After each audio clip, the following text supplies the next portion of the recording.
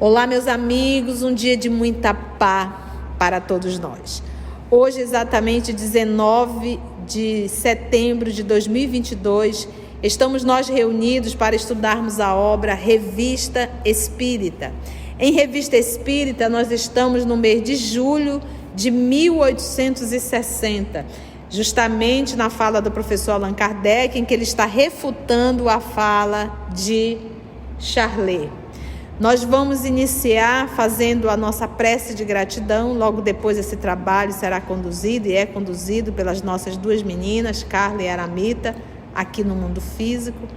E vamos unir os nossos pensamentos, agradecendo sempre a Deus nosso Pai, a Ti, amado Mestre, pela oportunidade que o Senhor nos dá aqui na Terra, de estarmos estudando essa doutrina bendita, termos a honra de manusear os livros, a Revista Espírita em particular, escrita de forma tão criteriosa e tão responsável pelo professor Denizar Rivaio. Que os nossos amigos espirituais que aqui estão possam mais uma vez nos inspirar a todos nós e nos auxiliar na compreensão de um texto, de uma filosofia profunda e moral. Graça te damos, amado Mestre, e te pedimos a permissão para iniciarmos mais um estudo. Que assim seja. Continuamos no exame crítico das dissertações de Charlet sobre os animais pelo professor Allan Kardec. Ele fala: Charlet disse que se deixou arrastar pelo prazer, novo para ele, de escrever belas frases, mesmo em prejuízo da verdade. Que teria acontecido se tivéssemos publicado seu trabalho sem fazer comentários? Teriam acusado o espiritismo de dar crédito a ideias ridículas e nós mesmos por não sabermos distinguir o verdadeiro do falso. Isso é importante também porque fica muito pra gente quando muitas vezes a gente repassa informações sobre espiritismo, sobre qualquer assunto, sem ter conhecimento. A gente também passa esse ridículo que o Kardec se poupou quando ele faz essas análises, sendo bem meticuloso, né? Muitos espíritos estão no mesmo caso. Encontram uma satisfação para o amor próprio em divulgar pelos médios, já que não podem fazer por si mesmos, obras literárias, científicas, filosóficas ou dogmáticas de grande fôlego. E aqui eu deixo para a Conceição falar sobre a enxurrada de obras mediúnicas, cheias de blá, blá, blá. E ele mesmo colocou aqui, o professor, olha, muitos espíritos estão no mesmo caso. Encontra uma satisfação para o amor próprio. O que é isso? Vaidade. Em divulgar através dos médios. Então, aí ele abre aqui, né? Já que não o podem fazer por si mesmo. Então, se ele estivesse na Terra, publicaria. Como não tem, usam os médios. E eles se envaidecem disso. Obras literárias, científicas, filosóficas ou dogmáticas de grande fôlego. Eu bato isso, posso até ser chata, mas realmente eu digo, o espiritismo não precisa de novos livros, ele precisa que nós estudemos o que tem, e é muito, não é pouca coisa. A gente percebe que o movimento espírita tem uma necessidade muito grande de copiar Francisco Cândido Xavier. É um ato de petulância muito grande você querer ser um Chico Xavier. E o que é querer ser um Chico Xavier? Tem médico que se arvora a fazer aquelas psicografias que Chico fazia para as mães. E não é nenhum e nem dois, não. Nós temos muitos aí fazendo isso. Conheci alguns em algumas cidades que eu fui. E chega a ser ridículo e ridiculariza a doutrina espírita, porque a pessoa ali está rotulando aquilo de espiritismo. O Chico Xavier tinha algum contato com alguma pessoa antes do trabalho? Ele pegava nome, data, endereço, data de morte, alguma coisa parecida? Nada. Nada. Outros querem ser aquele que vai psicografar. Meus irmãos, Chico é um missionário. E quando eu falo em missionário, eu estou falando em conduta moral. Porque para trazer uma obra literária, a gente acabou de estudar Lázaro Redivivo. Vocês viram a quantidade de pesquisa que nós tivemos que fazer? Nós não conseguimos finalizar o capítulo 10, intitulado O Diabo. Vocês viram a linguagem, a literatura, não é humana. Não saiu da cabeça de nenhum humano. É por isso que eu gosto de estudar o Espiritismo. Porque está além da cabeça de um humano. Limitada e curta. E muitas vezes carregado de paixões e tendências. Então, esses espíritos superiores, eles precisam de boca limpa e mãos limpas. Precisa de um médium moralizado. A gente não tem na Terra. Porque nós somos espíritos da terceira ordem. Uma estrela vem aqui, é muito raro. Então, se esse homem se fez carne, encarnou e viveu aqui 90 anos e praticamente 80 anos de mediunidade, deixando aí um legado de mais de 400 livros, me aponta um escritor que deixou 400 livros. Mais de 400 obras. E não é obrinha não, é obrão. O professor Allan Kardec deixou a série da Revista Espírita. As obras básicas. Algumas obras complementares. Você acha que já não é o suficiente? Se nós pegarmos a primeira revelação para a segunda, nós temos ali mais de 1800 anos. É o tempo de Moisés e Cristo. Essa separação é mais de 1000 anos para a segunda revelação. Do Cristo até Kardec nós temos mais 1800 anos. Para pensar o tempo que leva de uma revelação para outra. Nós não temos 200 ainda de Espiritismo. E nós temos material aí para uma infinidade de tempo. E essas lições que o Espiritismo não nos trouxe novas lições, as lições são as mesmas. Ele trouxe algumas revelações para a gente entender as lições que Jesus nos ensinou. E essas lições é a alfabetização do amor. Essas lições não são lições para ser um Cristo. A gente não ia entender essa linguagem. É lição para aprender a ser humano. Para deixar de ser animal e ser humano. Uma vez a gente aprendendo a nos humanizar, aí a gente começa a aprender agora a lição de nos tornarmos anjos, né? Então, fuja. Fixa nas obras de Kardec. Estude profundamente, porque isso vai te dar base, vai te dar discernimento, vai te ensinar a identificar o erro. Entendeu? Estude, tem muito material para isso. Quer aprender Evangelho? Estude o Novo Testamento e pegue as obras de Emmanuel. Não tem um romance na face da terra que se compare com os 5 romances de Emmanuel. Não tem.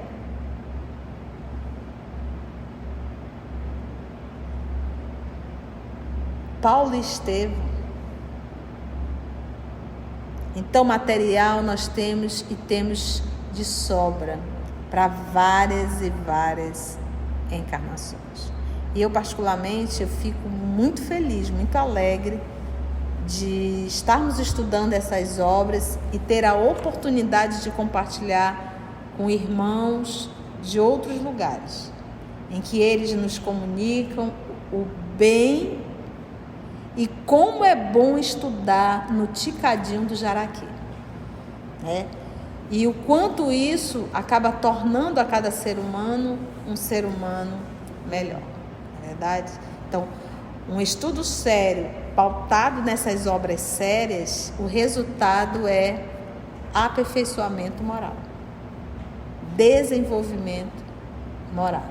Então, se na época de Kardec tinha, hoje também o tem. Continua Kardec. Mas, quando esses espíritos têm apenas um falso saber, escrevem coisas absurdas, exatamente como o fariam os homens. É sobretudo nessas obras sequenciadas que podemos julgá-los, uma vez que sua ignorância os torna incapazes de sustentar seu papel por muito tempo, e eles próprios revelam sua insuficiência, chocando a cada passo a lógica e a razão. É o que a gente viu que o Charlet fez, né? Falou bonito, falou meias verdades, mas quando foi confrontado, não. É isso aí mesmo, Kardec, pode continuar, acho que você tem razão.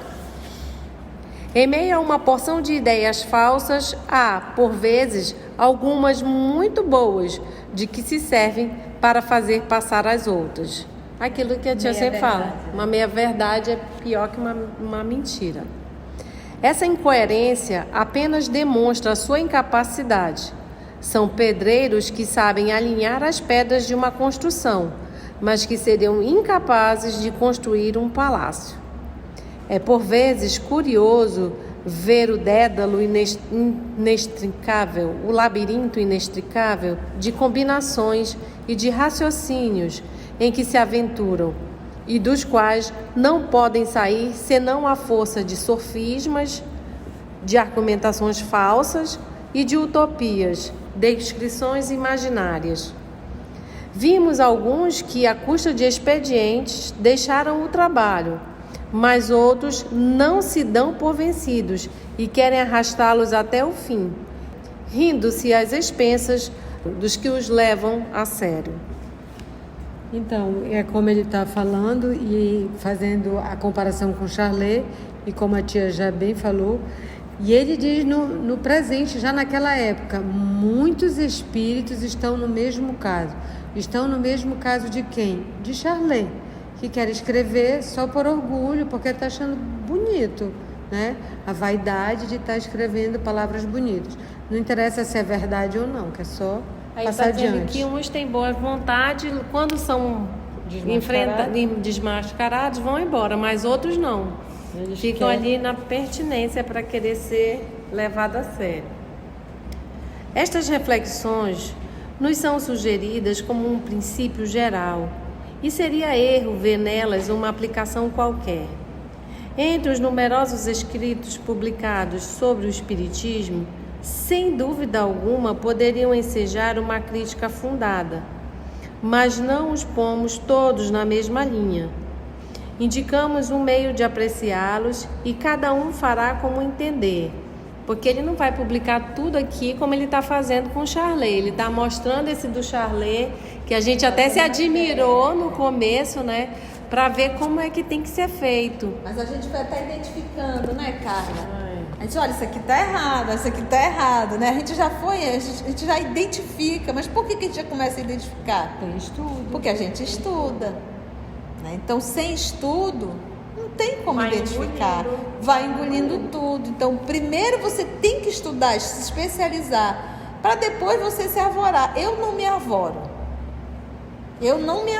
Não me arvoro. Até porque eu assumi um compromisso com a minha própria consciência. Nessa encarnação, eu quero estudar as obras de Kardec e as obras psicografadas por Francisco Cândido Xavier. O meu tempo é curto, eu tenho pouco tempo, é muita coisa que a gente tem a fazer, eu tenho pouco tempo para estudo, e o pouco tempo que eu tenho, e para mim, quando eu digo pouco, não é porque é 15 minutos ou 20 minutos, não. Porque para mim, 2, 3 horas de estudo é pouco. Eu queria poder estudar 6, 7 horas, mas não dá. Porque você pega um texto desse, né, Aramita? A gente estava estudando Lázaro Redivivo. Aí eu pego meio 4, 5, 6 parágrafos, tem tanta pesquisa, quando eu olho no relógio já passou 2 horas. 2 horas a gente não conseguiu terminar um capítulo estudando em casa. Estudando, fazendo pesquisa para trazer para cá. E a gente aqui às vezes leva também 2 estudos. Então 2 horas de estudo, às vezes não é nem 3, 4 parágrafos. Por quê? Porque nós estamos estudando textos celestes, gente, textos superiores. Eu não estou lendo gibi. Entende?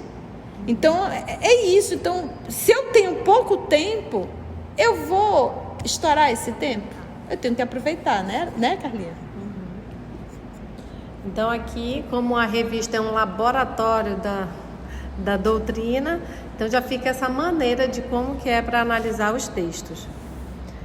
Se ainda não empreendemos fazer-lhes um exame em nossa revista, é pelo receio de que se equivoquem sobre o movel da crítica que poderíamos fazer. Desse modo, preferimos esperar que o Espiritismo fosse mais bem conhecido e, sobretudo, melhor compreendido. Assim, nossa opinião, apoiada em base geralmente admitida, não poderá ser suspeitada de parcialidade. O que esperamos acontece todo dia, pois vemos que em muitas circunstâncias o julgamento da opinião adianta-se ao nosso. Ou seja, o povo já estava conhecendo o Espiritismo, não precisava ele estar falando, o povo já conhecia e eles mesmos já conseguiam tirar essas ideias de que, por exemplo, aqui no caso do Charlet, dos animais ter espírito, e aí o conhecimento da doutrina já sendo divulgado. Só temos, portanto, que aplaudir nossa reserva. Cuidado, a reserva aqui no sentido de cuidado, de zelo. Empreenderemos este exame quando julgarmos oportuno o momento. Mas já se pode ver qual será a base de nossa apreciação. Esta base será a lógica da qual cada um poderá fazer seu próprio uso, pois não alimentamos a tola pretensão de lhe ter o privilégio. A lógica, com efeito, é o grande critério de toda a comunicação espírita, como é de todos os trabalhos humanos. Sabemos perfeitamente que aquele que raciocina de maneira errada julga ser lógico. Ele o é à sua maneira, mas apenas para si e não para os outros. Quando uma lógica é rigorosa, como 2 e 2 são 4, e as consequências são deduzidas de axiomas evidentes, o bom senso geral, cedo ou tarde, faz justiça a todos esses sofismas. Acreditamos que as proposições seguintes têm este caráter. Não, que ele está falando que ele não quer ter, não vai mais fazer isso, que é assim, dá oportunidade para todo mundo usar a lógica, a razão, de pegar os escritos e de ler e ponderar sobre eles. E aí ele vai dar agora, né, as dicas sobre os escritos espíritas. Porque aqui, olha só a fala do professor. Sabemos perfeitamente. Vamos voltar mais um pouquinho. A lógica com efeito é o grande critério de toda a comunicação espírita. E eu gosto também da fala do Raul Teixeira. Bom senso e água fluidificada não faz mal a ninguém. Então você tem que usar a lógica, o bom senso. Qual é o grande lance? Quando você é uma pessoa extremamente apaixonada e envolvida emocionalmente, você se enrola toda. Então vamos dizer que você pega uma psicografia e essa psicografia diz ser teu filho, um filho que já desencarnou. Então já pegou aí um ponto nevrálgico, não é verdade? Então o que a criatura mais quer é o quê? Uma comunicação do filho. Então ela não vai usar bom senso e lógica nenhuma. E não é só ela não. Roda na internet às vezes psicografia de um cantor não sei da onde, de um cantor não sei o quê, de um artista não sei o quê, que morreu não sei aonde, e é impressionante como já surge uma psicografia. Tudo bem, não tem problema, eles poderão se comunicar sim, mas vamos ver a psicografia? Vamos. Existe alguma particularidade? Nenhuma. Mamãezinha querida, eu estou bem, eu sei que você sofre. Mãe, qual mãe que não sofre? Mas olha, mamãezinha, eu estou bem, eu estou com a vovó, e não disse nome. Ou então nem diz, estou com vovó, estou com vovô. Presta atenção que não diz. Mas eu estou bem, mas mãe, não fique assim, fique feliz, eu estou bem, bebê, bababá, estou trabalhando e tal, pronto. Pautado no que já leu, a pessoa usa a sua criatividade.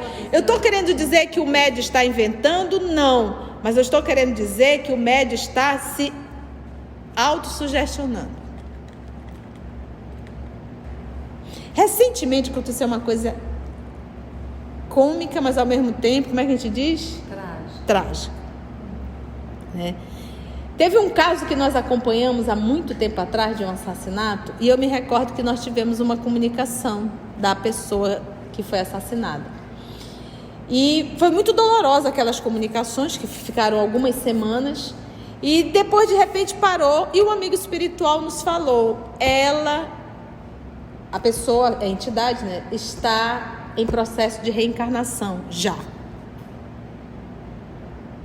E aí ficamos ali em stand-by orando, procurei saber com algumas pessoas e soube que uma das inimigas tinha engravidado, estava grávida. E eu falei com minha irmã Socorro, só comentei com ela. Socorro é ela que voltou. Eu vou te contar isso hoje, porque essa vai ser uma filha ou filho, mas tudo indica que é uma filha, que vai ter muito problema de relação com a família. Mas não é pouco, não. Nota isso aí, Socorro, e guarda. Notou e guardou. Criança nasceu, é uma menina, hoje já está com uma idade bem mais avançada, e vocês não têm noção do que é dificuldade com a família. Da dificuldade com a família. E aí eu encontro com a Socorro e digo assim, e aí, mana? Ela disse, bem lembro, Conceição, como tu falaste, porque as pessoas nos procuram para conversar hoje, né? E a gente não pode falar desse assunto. Eu não tenho como eu falar, eu só digo, olha, tenha paciência, tolerância. Alguns já até rotularam a menina de autista. E aí uma pessoa que conhece todo o assunto chegou comigo e com a mana disse, eu vou lhe contar, lá no centro ela se comunicou. Ela tem ódio dele, não sei o quê, e eu botei o olho nela. Então a pessoa o quê? Se autossugestionou porque ele estava presente na reunião. Mas a jovem já está encarnada.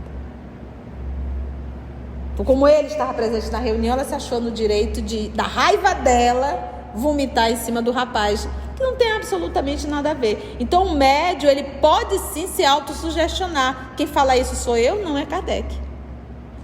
Ele vai dizer do próprio médium.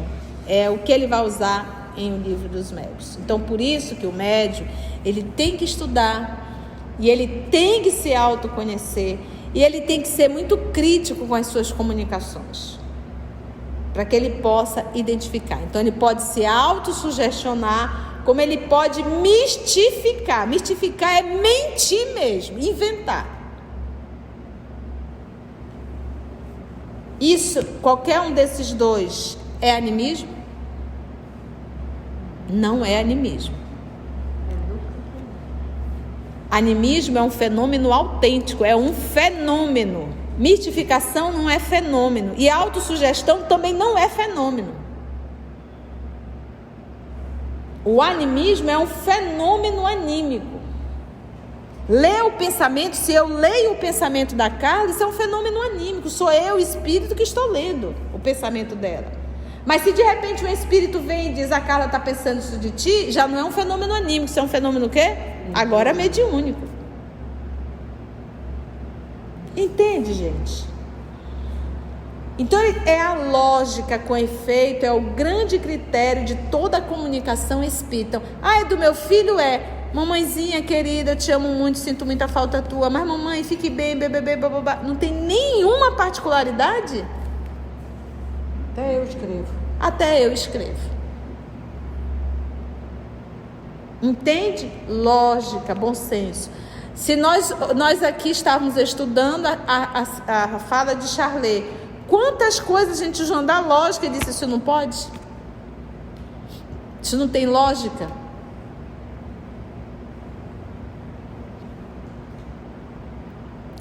A lógica, com efeito, é o grande critério de toda a comunicação espírita, como é de todos os trabalhos humanos, tudo. Sabemos perfeitamente que aquele que raciocina de maneira errada julga ser lógico. Sabemos perfeitamente que aquele que raciocina de maneira errada, ele julga que ele é o quê? Lógico. Mas olha só que interessante, ele o é à sua maneira, mas apenas para si, não para os outros. Porque ele vai convencer quem? Que ele criou uma coisa na cabeça e ele acha que aquilo é autêntico. Quando uma lógica é rigorosa o quê? Como 2 e 2 são 4. Então, vamos pegar aqui e vamos usar a lógica. Ah, tem um ali que tem certeza que é. Não, isso é uma reunião, é uma comunicação mediúnica. Mas pautada em quê, meu filho, você está falando isso? Qual é a base para você ter certeza que isso aqui se trata dessa pessoa? Não, eu sei. Isso não é 2 e 2 é 4. Vamos pegar aqui. Como é que eu sei? Eu sei que, pegando aqui essa mensagem, olha, ele diz um nome, ele diz aqui uma data, ele falou aqui de uma pessoa que já está no mundo espiritual e ele ainda deu o nome. Entende? Tem vários casos de Chico, mas tem um interessante, porque era uma família, o pai judeu, mãe judeu, e o rapaz desencarnou, o filho. Então o pai à noite saía e ninguém sabia para onde ele ia. Sabe para onde ele ia? Para o cemitério. Ficava em cima da sepultura do filho chorando a noite todinha. Ele contou isso para alguém? Para ninguém. Chico Xavier. O jovem vem e diz, papai, enquanto o senhor vai para o cemitério, ficar em cima da sepultura, eu estou ao lado da mamãe, dando força e ajudando. Entendeu o que é 2 e 2 é igual a 4? Entendeu o que é particularidade? Agora, particularidade, você não encontra médium com essa facilidade, é muito raro. Por isso que eu digo, Chico é Chico. Então, você encontra muitos médios? Sim, médios que estão treinando. Eu estou treinando. Todos nós aqui em reunião mediúnica estamos treinando, mas nós não somos ainda um médium afinado. Principalmente médium de particularidades. Isso quer dizer que a gente tem que parar? Não. Isso quer dizer que a gente tem que estudar e correr atrás do prejuízo. Estudar e cada vez mais exercitar. Até chegar em algum milênio aí pela frente, nós podermos ser um Chico Xavier. Porque ele é o exemplo de médium, mas não, nós estamos ainda muito distantes. E realmente, médium de particularidade é raríssimo. Ah, mas Conceição tinha muito na época de Kardec. Sim, e você observa que eram quem? Jovens, 12, 13, 15, 16 anos. E que vieram para isso, o propósito era esse. Por que tão jovem? Para mostrar, porque eram jovens que não tinham uma inteligência, mas que conseguiu psicografar Sócrates, Confúcio, Lao Tse. Quantos não vieram? Aí eu olhava para a cabeça do menino, da cabeça dessa menina de 13, 14 anos, não pode vir um texto desse. Né? Entendeste? Então, esse foi um período necessário. Para nós agora, o fenômeno acabou. Não é através mais do fenômeno que tinha de ser feito, balançar a cadeira, balançar a mesa, materialização, esse período passou. Por quê? Porque isso dá um trabalho muito grande para os espíritos. Tanta coisa para fazer, ele vai querer aqui estar convencendo a gente? Não vai, gente. Agora, isso que tinha de ser publicado, publicou. Se vira e vão estudar. Para ver se torna um ser humano melhor. Mas você não vai mais estar vendo cadeira se balançando, porque esse período passou. Certo? Certo. Foi bom, meninas? Foi ótimo. E assim finalizamos nosso estudo de hoje. Na próxima semana estudaremos esses axiomas, essas verdades aqui, esses pontos, essas premissas do Espiritismo para melhor analisar qualquer comunicação. Agradecemos ao nosso Senhor Jesus, aos guias espirituais que nos conduzem e até o nosso próximo estudo, se Deus assim permitir. Assim,